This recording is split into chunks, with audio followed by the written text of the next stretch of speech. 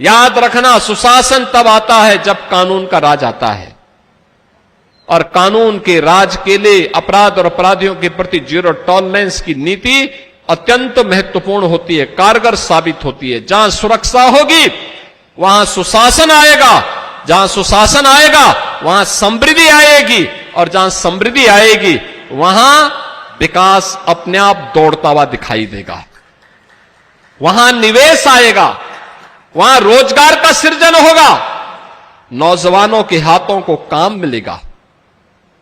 आज गाजियाबाद एनसीआर का सचमुच अब उसका मुंह ही नहीं है, प्रवेश द्वार ही नहीं है, अब दिल्ली के ग्रोथ इंजन का काम गाजियाबाद कर रहा है, ग्रोथ इंजन के रूप में अपनी भूमिका का निर्वहन गाजियाबाद कर रहा है। बहनों और भाइयों, यह तब संभव हो पाया है जब अच्छे जनप्रतिनिधियों को आपने चुन करके भेजा है, अच्छे लोगों को चुन करके भेजा है, परिणाम आपके सामने आया है। और अभी जो आज कुछ शिलान्यास हो रहे हैं, कुछ की बैठक मैंने ले ली है, उस बैठक में फिर पैसा आ रहा है, वह पैसा यहां की गति को और तीव्र गति से आगे बढ़ाएगा। बहनों और भाइयों, विकास की इन योजनाओं के लिए कार्य योजना बनना, जनप्रतिनिधियों के प्रस्तावों को उसमें समाहित करना और फिर उन प्रस्तावों को द्रुत गति से आगे बढ़ा करके विकास में तब्दील कर देना, यह परिणाम देगा, यह रिजल्ट देगा। लेकिन इसके लिए फुर्सत चाहिए। आप मुझे बताओ ना, 2017 के पहले जो लोग प्रदेश में शासन करते थे क्या करते थे? 12 बजे सो करके उठते थे, 2 बजे तक तैयार होते थे, फिर खा पी करके उनके जिम जाने का समय हो जाता था, जिम से वापस आए तब तक उनकी अपनी मंडली बैठ जाती थी, और फिर देर रात्रि तक मंडली जो बैठती थी, मंडली जो सस्ती थी, कभी हटती नहीं थी। कांग्रेस और समाजवादी पार्टी आज आस्था की बात कर रही है, आस्था की बात, इनके मुंह से आस्था की बात बड़ी हास्यास्पद लगती है। ये कौन लोग हैं जो आज आस्था की चर्चा कर रहे हैं?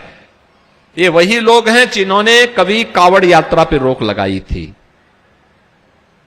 इनको हर हर बम बम पर इनको आपत्ति थी, किसी व्यापारी पर बम फेंकने पे इनको आपत्ति नहीं होती थी, कट्टा और बम बनाने में इनको आपत्ति नहीं होती थी, लेकिन हर हर बम बम बोलते हुए चलने वाले शिव भक्तों पर इनको आपत्ति होती थी। इनको इस केसरिया रंग से ही चिढ़ होती थी। ये वही लोग हैं जिन्होंने श्री कृष्ण जन्माष्टमी के पर्व और त्योहार को रोका था, जिन्होंने रामनवमी की शोभा यात्रा को प्रतिबंधित किया था, जिन्होंने दुर्गा पूजा के पंडालों पर रोक लगाने का काम किया था। ये वही सपा है, ये वही कांग्रेस है। मैं 17 में आकर के बहुत चकता, जब कावड़ यात्रा का समय आया, बैठक हो रही थी, पुराना शासनादेश निकाला गया, तो शासनादेश में था कि कावड़ यात्रा से दंगे हो सकते हैं, इसलिए उसको रोका जाना चाहिए, और कोई निकलता है तो घंट, घड़ियाल, शंख, इन सब को रोका जाना चाहिए। अधिकारी मेरे पास लेके आए, मैंने कहा भी क्या आप लोगों ने तैयारी की है? उन्होंने कहा साहब ये होता रहा है, शांतिपूर्ण ढंग से निपट जाएगा, उसके बाद कोई करने की आवश्यकता नहीं पड़ेगी। मैंने कहा भी नहीं, ये कावड़ यात्रा है, नोट करना, शिव भक्तों की यात्रा है, देवादिदेव महादेव के प्रति समर्पण की यात्रा है।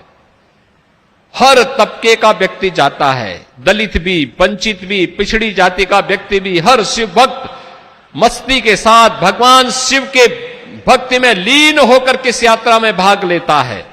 हमारा काम उन्हें सुविधा देना है, सुरक्षा देना है। हम सुरक्षा दें, हम सुविधा दें, और कहीं कोई प्रतिबंध नहीं करना है। लोगों ने कहा साहब दंगे होंगे, मैंने कहा उसके लिए मैं हूं, चिंता मत करो, कोई दंगा नहीं होगा। कोई दंगा नहीं होगा, उसकी गारंटी मैं लूंगा, क्योंकि मैं जानता हूं सच्चा भक्त कभी अनुशासनहीनता नहीं करता है, उच्छृंखलता सच्चा भक्त नहीं कर सकता है, वो मर्यादा में चलता है, वो समरसता का पाठ उसके जीवन का हिस्सा होता है, वो ईश्वर की लीला पे विश्वास करता है। कहा कि मैंने कहा ये यात्रा होनी है,